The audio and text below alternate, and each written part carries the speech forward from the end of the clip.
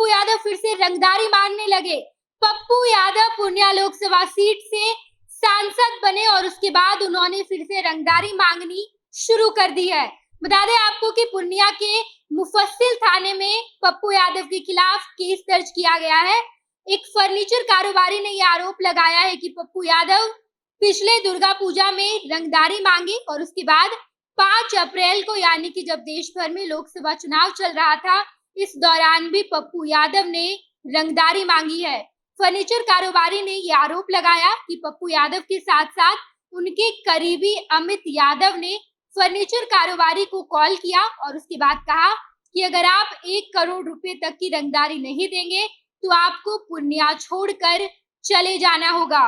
इस पूरे मामले को लेकर FIR दर्ज करवाया गया है और फर्नीचर कारोबारी ने कहा कि पप्पू यादव इससे पहले भी कई बार हमसे रंगदारी मांगते थे और जब पिछले बार हमने रंगदारी देने से मना कर दिया, यानी कि 1 करोड़ रुपया देने से मना किया, तो पप्पू यादव के करीबी आदमी अमित यादव ने मुझे कॉल किया और कहा कि अगर आप 1 करोड़ रुपए नहीं देंगे तो आपको पूर्णिया छोड़कर जाना पड़ेगा। हालांकि इस पूरे मामले को लेकर पप्पू यादव ने भी एक्स हैंडल पर आकर सफाई दी है। उन्होंने कहा है कि देश प्रदेश की राजनीति में मेरे बढ़ते प्रभाव और आम लोगों के बढ़ते स्नेह से परेशान लोगों ने आज पूर्णिया में घृणित षड्यंत्र रचा है। एक अधिकारी और विरोधियों की इस साजिश को पूर्ण रूप से बेनकाब करेंगे। सुप्रीम कोर्ट के अधीन इसकी निष्पक्ष जांच करवाई जाए और दोषी हो उसे फांसी दे। यानी कि पप्पू यादव अपने एक्स हैंडल पर आकर उन्होंने साफ तौर पर सफाई दी और कहा कि मुझे षड्यंत्र रचकर इस पूरे मामले में फंसाया जा रहा है। ये कारोबारी और कुछ मेरे विरोधी मिलकर ये पूरा षड्यंत्र बनाए और उसके बाद मुझे इस षड्यंत्र में फंसा रहे हैं। मैं सुप्रीम कोर्ट का दरवाजा खटखटाऊंगा और सुप्रीम कोर्ट जिसे दोषी मानेगी उसे फांसी की सजा दे देगी। पप्पू यादव पूर्णिया लोकसभा सीट से नवनिर्वाचित सांसद है। उनका सीधा मुकाबला एनडीए और इंडिया गठबंधन से था। एनडीए के प्रत्याशी संतोष कुशवाहा, दूसरी तरफ इंडिया गठबंधन की प्रत्याशी बीमा भारती और पप्पू यादव निर्दलीय पूर्णिया में खड़े थे और इन तीनों के मुकाबले के बीच पप्पू यादव को वहां की जनता ने जिताया और पप्पू यादव पूर्णिया लोकसभा सीट से जीतकर संसद पहुंचे और अब पप्पू यादव पर यह बड़ा आरोप लग रहा है। फर्नीचर कारोबारी ने कहा है कि पप्पू यादव लगातार कई सालों से मुझसे रंगदारी मांगते थे।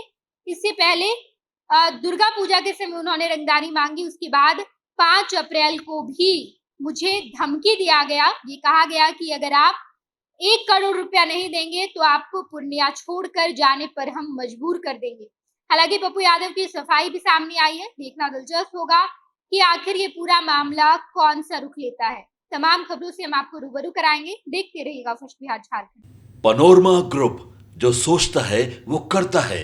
आपके अपने सपनों का आशियाना। ये लो, मुंह मीठा करो। आज मैंने अपना जॉब छोड़ दिया। अब हम पूर्णिया वापस जाएंगे। जॉब छोड़ दिया है? मतलब ये घर कैसे चलेगा? हम करेंगे क्या? और माँ बाबूजी क्या बोलेंगे? इसलिए मैं एक और मिठाई का डब्बा लाया। अपने बिजनेस के लिए लोन अप्रूव हो गया। अरे लोन अप्रूव हो गया वो तो ठीक है, लेकिन पूर्णिया में हम रहेंगे कहाँ? अपना घर भी तो नहीं है वहाँ। इसलिए तो एक और मिठाई का डब्बा अलग से लाया हूँ। हमने पूर्णिया में घर ले लिया है, पूर्णिया के ई होम्स पैनोरमा में। पूर्णिया में पैनोरमा ग्रुप लेकर आए हैं ई होम्स पैनोरमा। बड़ा घर, आलीशान जिंदगी और अत्याधुनिक सुविधाओं के संग। अरे अरे, अब क्यों मुंह मीठा करवा रही हो? क्योंकि हम घर वापसी जो कर रहे हैं।